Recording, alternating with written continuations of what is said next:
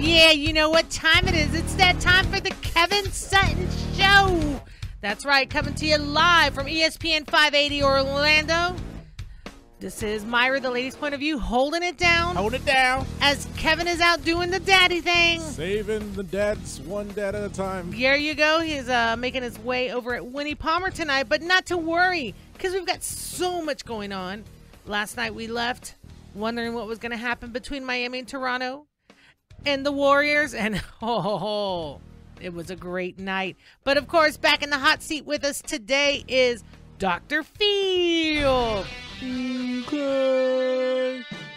And today is Monday. No, it's Tuesday. Ha! It's Tuesday, baby. And my words of wisdom for you all are Myra's words of wisdom yesterday. If you're going to eat a burger, make sure it's a juicy one.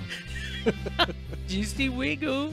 We want to remind our listeners the Kevin Sutton Show is brought to you by David Moss Volkswagen on Lee Road, where they sell both new and used cars. Come check out the great assortment of used vehicles they have. Sign and drive deals. That's over at David Moss Volkswagen on Lee Road or Orlando North. And always tell them your friends at the Kevin Sutton Show sent you. And don't forget to download the podcast on iTunes, Stitcher, TuneIn Radio, iHeartRadio, Google Play Music, everywhere where podcasts are available. Just type in Kevin Sutton Show. And make sure you leave a rating, review, and definitely don't forget to subscribe, baby. 5 stars. Cinco. What a night it was last night. And I think the term we used when we left the studio was he going to shake the rust off? Oh, yeah. You can shoot shots in practice and get that, and try to simulate game, speed and whatnot, but most of the time nobody's guarding you, so it's a little different. And then a lot of it is just, allowing that muscle memory to come back and the game kind of atmosphere. So my confidence never wavered. I don't think you shoot 9 shots from 3 without making one if you don't have confidence. But, I thought I was taking some pretty good ones and, hope that eventually they would fall. And that's Mr. Steph Curry, who, when we left the studio last night, we didn't know if he was going to play. We said it was up to the coaches. Kevin came back and said coaches work for the coaches. The medical staff works for the coaches. And he had little confidence in whether Curry was going to be protected when he came back. And then Julius Caesar said, it's all up to the coach. Mm-hmm. And, man, if we can just say not only did he come back, he was on fire. Well, first of all, I didn't know Steph Curry could talk. I thought he was a mute. Why did you think that? I've never heard him speak before. Really? Oh, I'm sure you've heard him speak. Really? I've heard his daughter speak. Yeah. She was at the MVP ceremony today as well. Did you guys see some of that? No, we didn't. We'll talk about it maybe later in the show, but she had more antics earlier today. But you mentioned the medical staff, Mayra. Steve Kerr, head coach of Golden State, actually talked about who made the decision for whether or not Curry played. We talked to our training staff. We trust them, and they told me he was going to be fine. He told me he'd be fine, and so we trusted that. And they gave me a check for about $16 million, and I said, he's good. If Kevin were here, he'd be disputing that, And I mean, we're not naive to the sports industry and what it's driven by. But what is it driven by, Mayra? Curry? No. It is driven by curry. Curry chicken. No. It's driven by success, money, But if there was any kind of hesitation, was he ready? Man, he showed us. And with overtime, what are they saying that he had the highest score? 17 points in overtime, higher than any other player in the NBA playoffs in history. Wow. That's scary. That's how you come back? That's a Brady-esque comeback.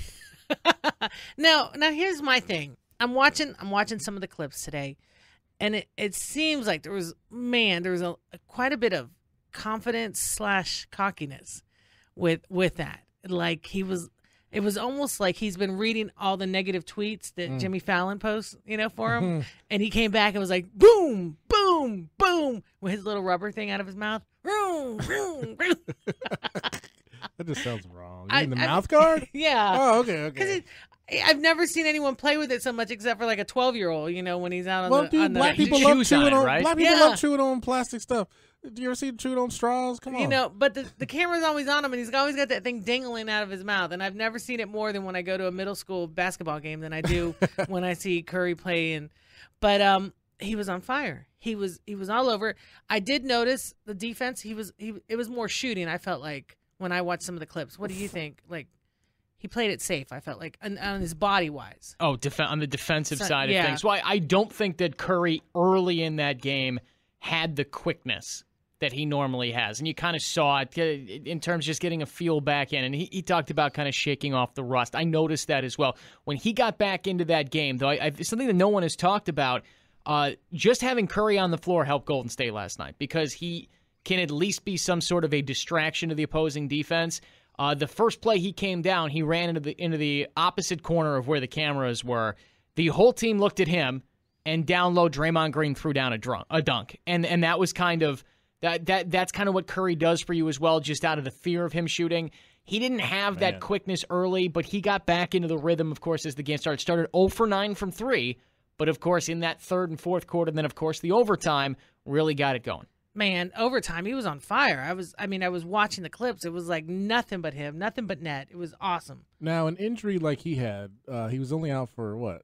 April 24th was when he last played. So, what is that, about 2 weeks? That's pretty quick. Yeah, he came back quick, yeah. With an injury like that, how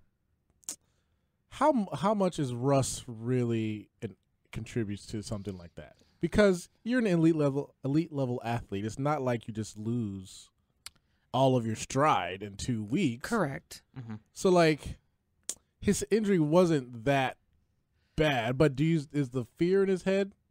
I think, in my opinion, and Nick, I'd love to hear you on this. It was funny because the word rust is what we used yesterday, and it was almost like, hey, they're listening to Kevin Sutton That's a popular Show, wrestling term too, ring rust. But you got to realize there was the ankle injury. And then there was this right off of the playoffs. Yeah. And I think after the ankle injury, he was okay. And then when that happened with his knee, it was almost like I think it kind of gets in your head. So I think to your level of rust, no, the talent's not gone. But is there a little bit of physical hesitation? Yeah. Are you Head, concerned? right? Yeah. If it's not playing with his head as a little, he's not normal. He's what Kevin calls an alien. Because any person, even a regular human being, after you come off an injury and you're back to walking, it's not like you ever walked before and you're going to walk again, but there's that hesitation. And does that hesitation, is it big enough to get in your head to hold you back to where you were 200% all the time? Yeah, that's the thing, to rely on that knee to plant and push off of that knee after spraining that MCL the way that he did. Would that bother him? And it looked to me like, his first three-pointer was an air ball. It looked to me like it did, and then he kind of got more comfortable as that game went on. I think the mistake that Portland made was that they didn't rough him up a little bit. And I know a lot of people say it doesn't matter how you guard him. I just mean early in that game. It would not have bothered me if someone from Portland just give him a little hip check or something. Hey, welcome back. But to the rust effect, remember, when you add in the ankle injury and the knee injury, this guy has not played normal minutes really since the end of the regular season. So almost 2 rounds of the NBA playoffs, early April. So I would say, yeah, there was going to be a little bit of rust there. More than anything, his conditioning, when you're normally going through the season, you're running up and down the court night in and night out. To go 2 weeks. I mean, heck, I went on a vacation for a cruise for a week, got back to the gym on Monday, and I was sucking air. So, I mean, it leaves you quickly. And Nick really leads the cause of health and prosperity. Yeah, that's right, yeah. He was even he stopped on the steps up to the studio and just took a second. I needed to take a minute. Just when you get to the top of the mountain, that's all. Just appreciate it. Did they add something? Did they add a floor here? I think there's an extra flight here. What's going on? Is it the oxygen? Maybe the oxygen's a little thin up here or something. They don't have free all-you-can-eat ice cream like the cruise? They do. Oh, I missed that already. Did you eat a lot? I did. Oh, yeah. I did. I gave in. I tried to exercise early. They had a gym there and stuff, so I went the first 2 days, and then I was like, bleep it. If you don't eat when it's free, then what are you paying for the When cruise are you for, going to eat? Exactly. Hey, this is the Kevin Sutton Show. When we come back, Mr. Jason Henry weighs in on Curry on his side. This is the Kevin Sutton Show. This is Mayra, the ladies' point of view, and Doctah Pheel with Just Nick holding it down. We'll be right back.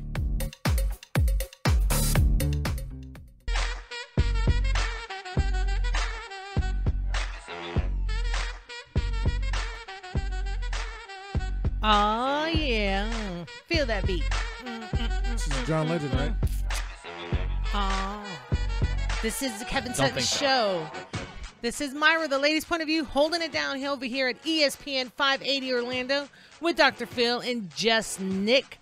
That's right. Kevin is out doing the daddy thing over at Woody Palmer Hospital. Proud of him. But, you know, we do what we do when he's not here. You know what they say, when the dad's away, the kids play. That's right. All right, we get to do our own thing. But we are back. It's Tuesday night. The NBA playoffs, especially going on the East Coast, are crazy. Let me ask you a question. You've been here, born and raised. Nick, you're from Chi-Town. I'm from Chicago. All right. So, in the atmosphere of sports, I'm talking about all professional sports. Okay. Are you normally a Eastern team follower, or do you follow the West? Because I seem much more interested in the Eastern Conference stuff. I'm talking about not just basketball, but also baseball. I'm more of a National League person in baseball, and football. More of an AFC. But I normally follow the Eastern teams. I just switched my football team to Green Bay, but it was the Steelers before that. Well, I think a lot of this is because these teams are playing in your time zone as well. Yeah. So they're not playing like to watch the overtime last night of Yeah, what time Golden did that State game Portland. end? That game ended like 2 a.m. I finally gave up. I had to go to sleep.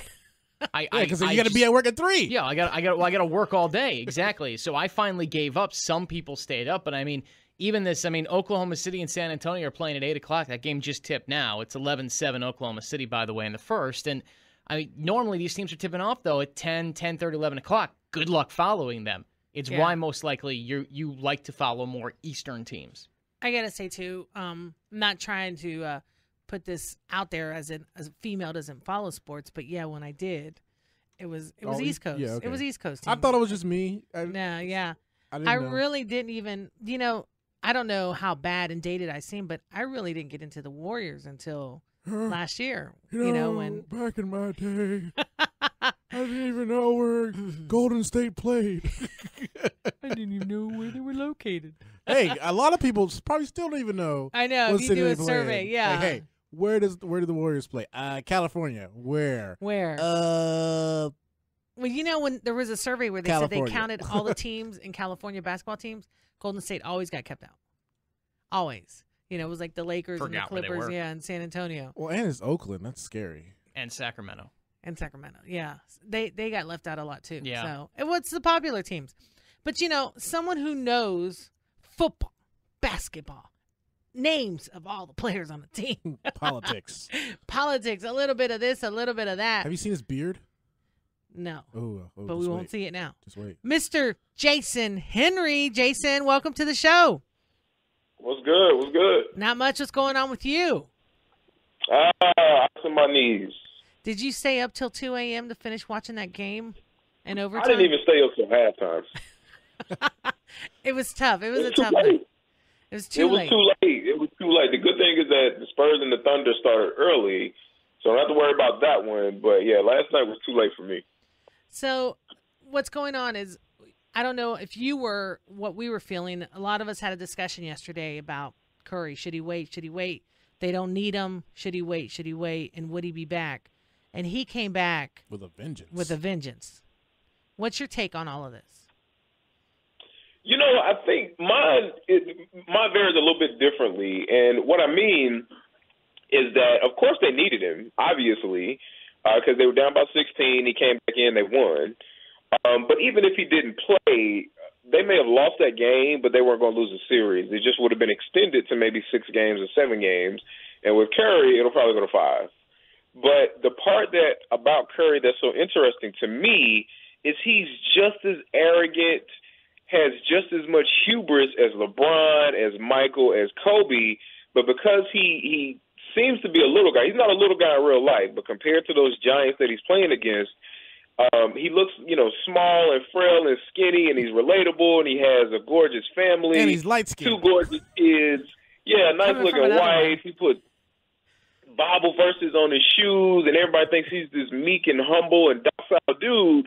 Did you see after he hit that 3 last night how much arrogance was leaking out of him? He was like, I'm back, don't met. Like, this is one of the most arrogant guys in the league. And I'm okay with that. Like, that's cool because he obviously he deserves it because of what he's able to do on the court. But if we compare him to, the hate that Kobe receives and the hate that LeBron receives and all these other guys, he's the same dude. He's the exact same dude, but because he's packaged differently, we view him as being humble and meek and gracious, and that's not him at all. So you're saying we should hate him just as much as Kobe? No, not at all. I don't Kobe's think different. I don't think Kobe should be. I mean, I'll take that back. Kobe. There are other reasons that you want Kobe, but I mean, if we compare them to the giants, to the legends of the game, I'm talking about like LeBron and Michael and Shaq and all these other cats. They were hated for their arrogance about how good they were, and Curry is just as arrogant. Maybe because people think they can beat him up because he's not that big. That's what I'm saying. It's like he'd be skinny. You know, you think that you can relate to him. He doesn't have movie star looks. He's adorable. Like, you just want to pinch his cheeks. You don't want to do that to Kobe. Like, Kobe tells you, I want to, kill you and slash your throat. And Steph is just like, I'm just going to bury threes on you. And LeBron's like, I'm going to use you as my dunking on you. Right, but I'm like, man, this dude is just as arrogant as any other great player. I was just saying that. Now, my opinion on it, because I was watching the clips, because I could not stay up late either. I was watching the clips, and he definitely, to me, it seemed like he's been reading all the negative hate tweets on Facebook and Instagram, and it seemed like, see, I got to pull a Brady out. That's literally what he was saying. But you're right.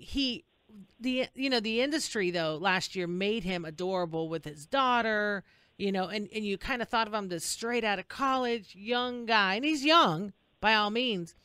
But you definitely, I don't always compare him to, like, LeBron. And so he's very talented. But because I see him as the young kid in it. Yeah. But he's baby-faced. That's the thing. He's baby-faced. His skill set is different. His skill set is different. He's not going to back you down in the post. He's not going to dunk on you. He can put you in the wash. I mean, you saw what he did to Chris Paul. And he has handles, but he's a jump shooter. He's not going to take you to the hole. He's not going to bring down the rim. He's not big and burly and strong. So, yeah, we look at him differently because he doesn't scare us. Like, remember that time LeBron was on the cover, was it GQ, and he had the white woman on his arm, and he was screaming, and his muscles were out, and his veins were ripping. And his hair was bleeding. Yeah. You sure that was GQ? Yeah.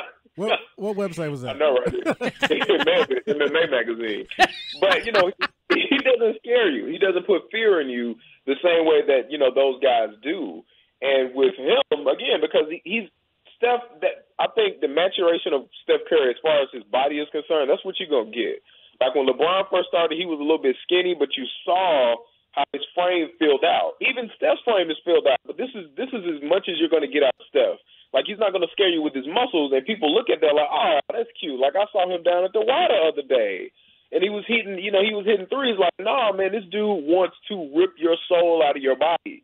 Like, that's his competitive spirit, and I think it's just funny that because of the way he's presented to us, we don't look at him as being just as arrogant as other dudes.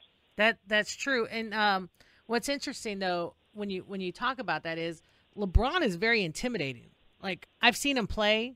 And when he's on the court, I remember they were playing the Magic, which you knew that was just like a practice game, okay? I couldn't even count that game. But there was this kid on the court, LeBron up. He even had the headband. He had the jersey. He was where his seat was right across from the team where LeBron was. LeBron didn't acknowledge him even once. Really? Like, LeBron was in his zone, and no one expected for him to skip out of that zone regardless of what was going on. And he's intimidating. Like, I don't think you could just come up to him and say what you want. But he's also been burned. People have got everything to say about him.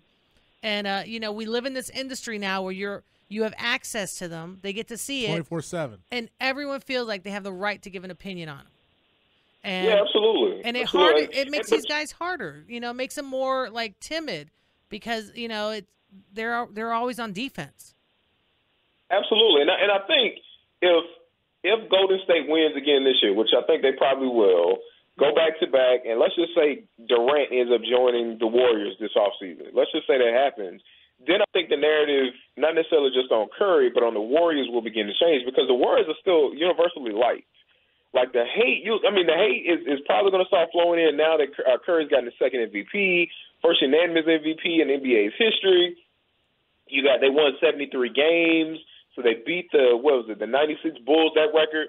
So now I think you'll start to see that because, we can be a little bit iffy on stuff like that. Once you start to win too much, then we're like, wait a minute. Like this, it was cute at first. Like, it was cool. You beat LeBron. We didn't like LeBron. And now, I don't know, you're starting to get a little nerve-wracking.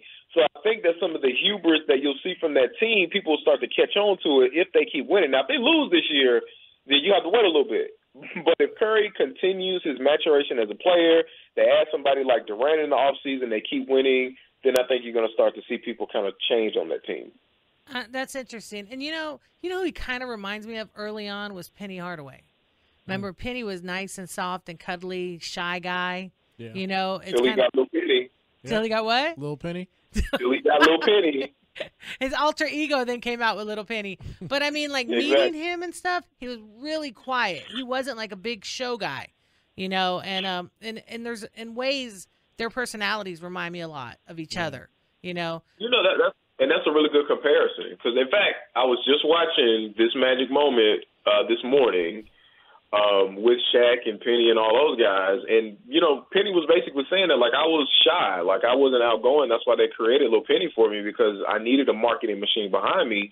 And the same may be said about Steph Curry. He's a little bit more outgoing and has kind of an extrovert personality compared to somebody like Penny. But you don't get that. Like you don't get, you know, Shaq out of him. You don't get Kobe out of him. You don't get LeBron. You do get more of a Penny vibe from him. Yeah, we're going to go to commercial break. But remember what Shaq said to Kevin when he rolled up to Best Buy? He stink. Hey, I heard you stinking up the place, man. Hey, can you hold on for us? Because it looks like Dwayne Wade was on fire last night, too. And absolutely. We want to talk a little bit about that. But this is the Kevin Sutton Show. This is Mayra, the Lady's Point of View, holding it down. Doctah Pheel and Just Nick. We'll be right back.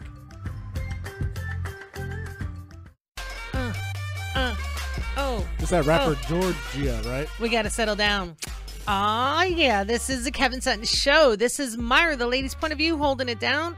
We want to remind our listeners the Kevin Sutton Show is brought to you by USA Immigration Services, handling all of your immigration and business needs. You can go to usaimmigrationserve.com or call 407-894-6333. And you can leave us a voice message on our website without even dialing a phone number. Just head to kevinsuttonshow.com. And on the right side of the screen, click on the speak pipe button. Keep it clean because we will play it on the air. Ask us any questions or just give us a comment. But whatever you do, head to kevinsuttonshow.com. Oh, there you go, Nick. Nick's on the ones and twos. That's just Nick holding it down. And we're here, Doctah Pheel and myself, holding it down while Kevin's out being responsible. Saving the world being one a dad at a grown time. up, you know, earning a paycheck. What's that? All right, so we've talked a lot of Curry. He's back on his game. Top notch. I believe, and Nick, I don't know if you agree, they cleaned this up. They cleaned up the series next game. Well, yeah, I mean, you took the 3-1 stranglehold that you needed. So I think they go back, and as Draymond Green said, the series is over. He believes the Blazers are done, and I think so, too, especially if Steph doesn't feel, you know, we don't know how he's feeling today, but every report shows that he's doing okay. So I would expect for them to take care of it in game 6, yes. Game 5. Game 5, is that Thursday night? Yes. Yes. I believe so, too. I believe that now that he's back, he's in Portland's head. You know, there's a sense of that when you start thinking, oh, we get to gain up, we won a game because the main guy was out, and now it's back in their head. Well, the number one player, they had their fingers crossed when he went down. Yeah, it's an interesting question, and I'd like to get Jason Henry's thoughts on this when we go back to him. But a lot of people made the point that Golden State going to Curry off the bench last night might have been a panic move. And maybe it worked out. I didn't feel like it was. I felt like it was time for him to come back and just play limited minutes. He played more than that. Yeah. But some did feel it was a panic move for them because it was a 2-1 series and could have been 2-2. Yep.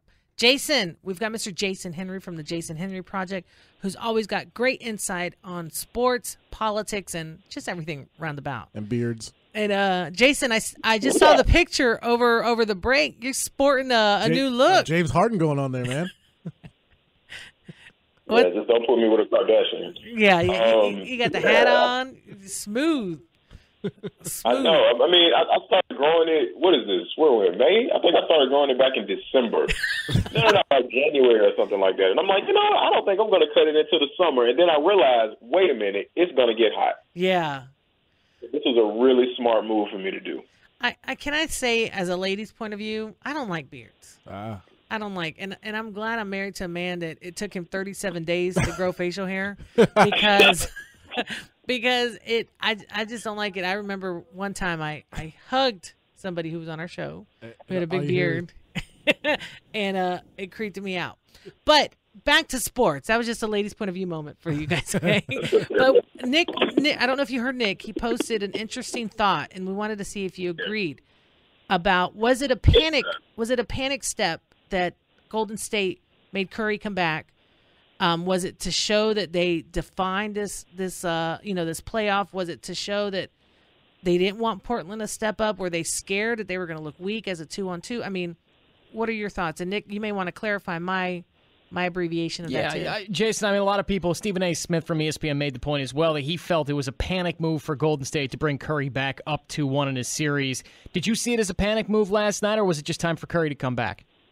No, I mean, I wouldn't go so far as panic. I mean, because if it was a panic move, he would have started.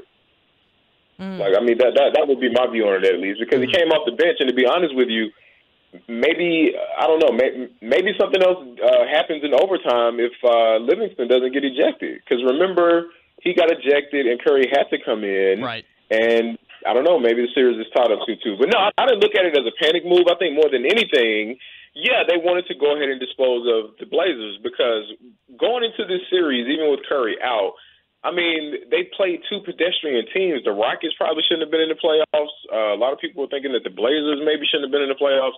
So, I mean, you have two teams that even without Curry, they were going to beat regardless. Again, it may have taken them 6 games to dispose of the Blazers without Curry, and with him, it's going to take them 5.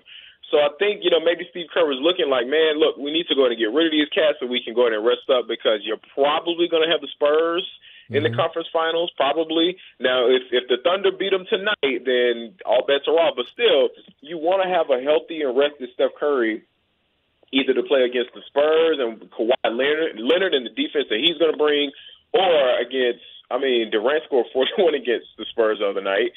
And you have an athletic machine monster in Russell Westbrook. So I think more than anything, Kerr was looking at it as, yeah, we need to go ahead and get rid of these guys, but if we're going to bring Curry back, we don't want to start that process against the Spurs or the Thunder. We'd rather bring him back kind of slow against the Blazers, and then, it just kind of blew up last night. Yeah, he's definitely going to – if the Spurs, and I got to tell you, just watching it here, Oklahoma's playing like for their life, like they're going for the championship. It's a big game. Tonight. Yeah, it's a big game because you take a 3-2 series lead back home, you're in control, and have 2 chances to close out the series. Quick score update for you as well. Oklahoma City has the lead, 26-24. Kawhi Leonard just had a putback, though, 8.5 minutes to go in the second, and looks like Oklahoma City just called the timeout. Yeah, this is make or break it for KD, though. If they don't win at all, I don't think he's staying.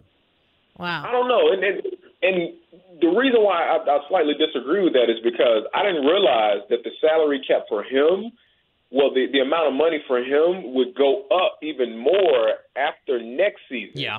So if he signs a year deal, if he re-ups with Oklahoma City for a year, then he can get more money after. But if he signs with the Warriors or the Spurs this offseason, he's actually leaving money on the table. Right. Yeah. So I think there's a chance that he may end up staying in Oklahoma with Russell for another year to make another run at it. It wouldn't shock me if he left, but if we're looking at this monetarily, it'd actually be kind of smart for him to remain. Yeah, it makes more sense. That's a good point, Jason, for him to sign a 1-and-1, so a 1-year deal with a 1-year player option. And also, that aligns him and Russell Westbrook. These guys have looked inseparable the entire playoffs. You go back to that previous series where they're fighting with Mark Cuban and all that as well. But a 1-and-1 would make sense financially. Whether or not he thinks Oklahoma City can compete moving forward, though, I think is going to be the ultimate question. And listen, the Spurs are one team that I don't think have been shy. They're going to look to try to bring him in at the end of this year, too. So this series might have real bearing on it. If he ends up going to the Spurs, just cancel the NBA. All right, guys, we are not playing next season. No, I think just open it with 7 games between them and the Warriors, and then we do it that way. Get rid of the Eastern Conference. Maybe bring the Cavs over. They'd be a 3 or 4 seed in the West, but just get rid of them because, the teams that you want to see match up are going to be the Warriors and the Spurs at the end of the year. And the same goes for the Warriors. Like, if they end up pulling Durant and you got Kawhi Leonard, and they could still go out and get a big-name free agent even if they don't end up signing Durant. So you have all this stuff going on in the West, and then quietly over in the East, the Cavs have made the second most three-pointers in the league behind the Warriors, so they completely altered how they play basketball through a small lineup, adding Channing Frye, J.R. Smith. I mean, did you see how many threes they hit against the Hawks? Like, they're still in the gym hitting threes. I think they should move Golden State to the Eastern Conference because nobody knows where they play anyway. No, you know what's an interesting fact that Julius Caesar, when he was on with us last night, said it's been known that the team that wins the first and second round that sweep starts 8-0, loses the conference finals. The conference finals. And that's what happened with the Magic, right? Didn't the Cavaliers beat? They swept the first two series. That would have been 2007, I believe. 2009. Oh, 2009. Yeah, because that's when the Magic played the Lakers. Oh, okay. Yeah. Oh, you're talking about that happened to the Cavs. The Magic they beat lost. the Cavs. Yeah, yes. the Magic beat. Yes. Okay. Yes. Well, I would definitely say that tonight's hottest game is OKC with San Antonio because everything gets defined here. I got to tell you, I'm kind of proud of Kevin Durant. You know, he's doing an excellent job. And last year he had an injury, so last year he was out when it came to playoff time. That Jones fracture was scary. Yeah. Yeah. They didn't make the playoffs. They missed the playoffs last year. Yeah. People didn't think he would come back like this. Yeah, and so it's great to see. I mean, I still think San Antonio is an amazing team, but it's great to see them going head-to-head. And interesting enough is that San Antonio is not playing as smooth as they normally do. There's a lot of aggressiveness tonight. And we didn't get to the Wade question. Jason, before you do that, anytime I see Kevin Durant, I always remember us standing on the court during All-Star game. Oh, people like, Kevin. Did he turn around the way? He said, hey. I said, who's Kevin Durant? That's what I said, actually. And he turned around. I'm like, hey, Kevin. It sounds like a jean company. Jason Henry was there. I mean, it's an embarrassment of the ladies' point of view nowadays because I didn't know him at the time. Video somewhere. And there is a video, and he's sitting there practicing, and I'm like, who's Kevin Durant? And he looked at me, hey, Kevin. That's all I could say. But you know what, Jason, if you can stay with us, man, an embarrassment moment brought to you by Jason Henry. We're going to come right back. This is the Kevin Sutton Show. We'll be right back.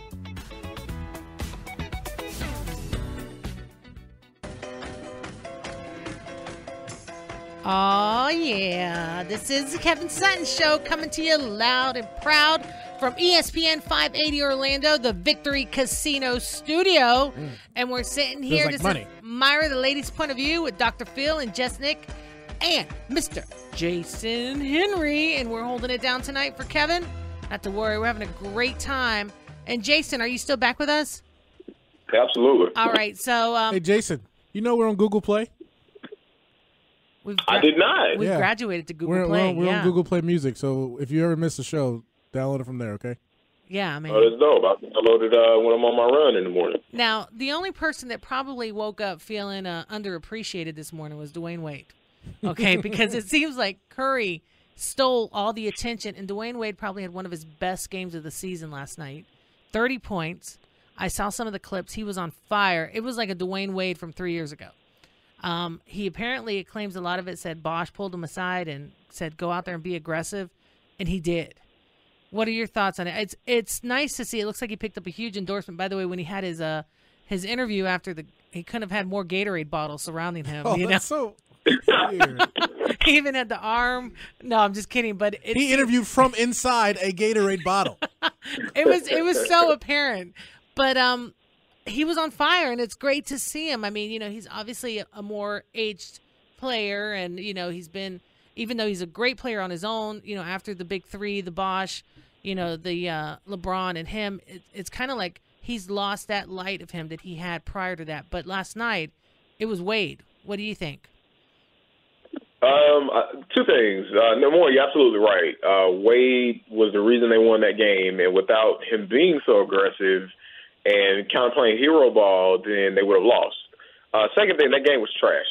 I think that's why nobody's talking about it. That game was awful. If you would have saw Wade, I think he had a runner or a bunny or a layup, and the ball just kind of set on the top of the rim. Yeah, it sat on the flange, on the back of the basket. The ball was like, I'm done. Like, I don't want to do this anymore because you keep disrespecting me how terrible you guys are playing basketball. That was an awful game. But it was fun because you like to see, I mean, you remember Wade from the 2006 finals and how he just disrespected the Mavericks And you didn't, of course, we're never going to get that Wade again because he's not going to be that young again. But to see him the way he played last night, and actually the way he's been playing this entire series, he hadn't hit a three since December. And I think in game 1 or game 2, he hit like 3 of them. So it's good to see it. But at the same time, I mean, like, this basketball has been putrid. You bring in a cat like Joe Johnson from the Nets so that he can hit 3-pointers for you. He hasn't hit a 3 this entire series. Goran Dragic, every time you look around, he's losing a tooth. He has blood on his mouth. Hassan Whiteside is out. Kyle Lowry has a blown-up elbow. He's not playing well. DeRozan isn't playing well. So, I mean, the basketball just hasn't been that good. So I think that's why a lot of people aren't really paying attention to that series, even though Wade is playing some pretty good basketball. I actually felt like he was light on his feet last night, which was different because it seemed like, he had the energy. I've never known what that feels like. How to be light on your feet. It's just the energy that was surrounding him. It was his night, definitely. But I feel at the same time, like I said, with Curry taking over all of the attention with coming back, you barely saw anybody talking about that. It was all Curry today. It was nothing but Curry. Yeah, I mean, Curry's pulling up from 3 at 28 feet, 30 feet, and they're hitting the bottom of the net, no rim at all. And with Wade, the ball is kind of just sitting on the top of the rim. So, I mean, the dichotomy is interesting because you're right. Wade deserves the acclaim. Again, without him, they wouldn't have won. But, secondarily, they're playing small ball right now. There's no Whiteside. I can't remember the tall white dude that plays for the Raptors who sprained his ankle was out. So you're playing small ball right. That's it. That's him.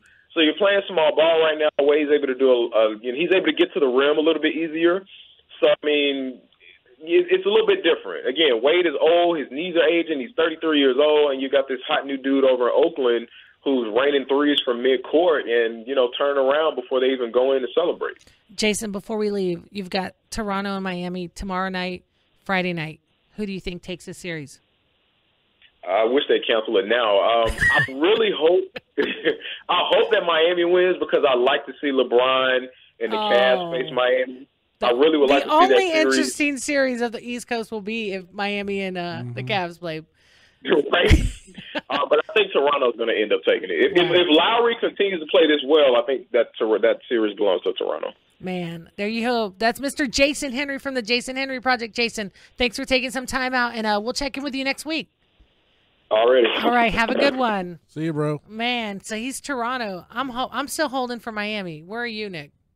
I want Miami to win. Like I don't give a dang about Toronto. I really don't. Toronto. I mean, they're not interesting. And the only thing that was interesting about Toronto late in that game was their all-star point guard DeMar DeRozan or shooting guard, whatever, did not play really the final 5 minutes of the fourth quarter until about 90 seconds left after Lowry fouled out, and that sets off a red flag in my mind. But still, I want Miami to win because I want to see LeBron against Miami, and I think Cleveland takes care of either one of those teams. It's a rock fight right now. Man. All right. Well, you know what it is? It's Tuesday. So that means it's Time Warp Tuesday. There you go. For those of you who are unfamiliar with Time Warp Tuesday, we take a quick look back in time in sports and entertainment history. Let's head back all the way to 1989. All right. Year I was born. Okay. FC Barcelona wins its 29th Europe Cup 2. Okay? Okay. Let's head back to 1970.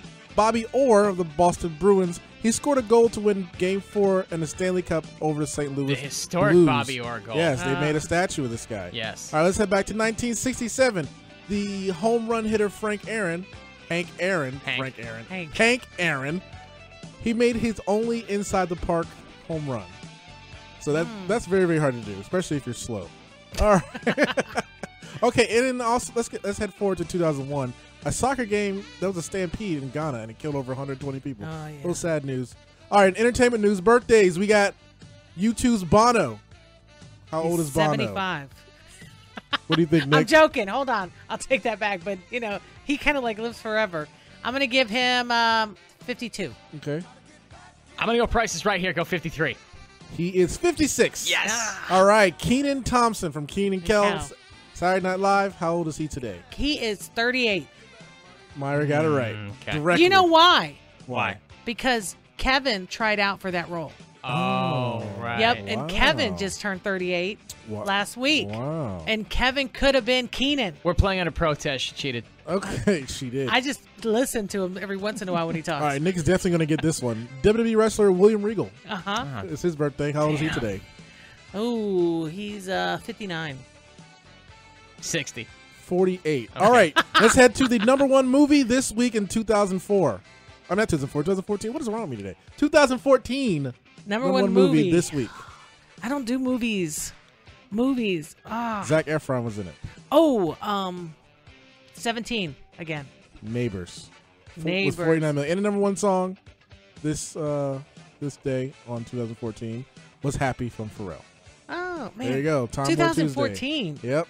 Man, where does the time go? I know, it feels like that was 10 years ago, doesn't it? I mean, Happy from Pharrell. I mean, geez. 10 years ago to me seems like 1999. I don't know. I don't know what's wrong with me. I know. Everything is 10 years ago. Man, and Nick, you'll learn this. The older you get, it just seems like, what? That was just like... I'll see a car, so 2002, I'm like, oh, it's not that old. Like, yeah, no, only 14 years old. Right? Just think about it. That car would be in high school now. I know. Isn't that geez. crazy? But it's true. Man, that's some good Time Warp Tuesday. Those are always fun because you always bring them out of nowhere. And I like to put some random stuff in there, too. Yeah, but it's true. Kevin made it through the first round of the auditions for Kenan and Kel, and Nickelodeon was here in Orlando at the time. Right, And right. the second round was flying to Los Angeles. Oh, wow. And his parents refused to pay for it. And that's the end of Kevin's TV So career. Man, it would what have could've been. been? It would have been Kevin and Kel? Kevin and Kel. Could have been Kevin and Kel. Yeah, or could have been Wow. Kenan and Kevin. I still remember the theme song. Oh, here it goes. You don't remember? I didn't watch Kenan and Kel, so I would Come have on, never Nick, watched Nick, Kevin. you know what I'm talking about, right? Oh, no, I do. Okay. Yeah, absolutely. Okay. I mean, like, I totally remember that. But There we go. Perfect way to end the show. those are the choices you make. I mean, but then we wouldn't have the Kevin Sutton Show. Hey, Who loves orange soda? tomorrow, Wrestling Wrestling Wednesday, baby. We've been waiting for this, and we're going to discuss that Money Monday because there's a part 2 to it, and it'll be great. But hey, this is the Kevin Sutton Show. We had a great time. You know what? And Wade got dissed again on our show because it was all about Curry. He took the For back seat 3 to Curry quarters. again. Wade had two minutes compared to Curry's 37 38. minutes, you know? Hey, but it was a great time. We love holding it down. We'll be back tomorrow. Doctah Pheel, myself, and just Nick holding it down for the Kevin Sutton Show. You guys have a great night. And don't forget to follow us. Facebook, Instagram, Twitter,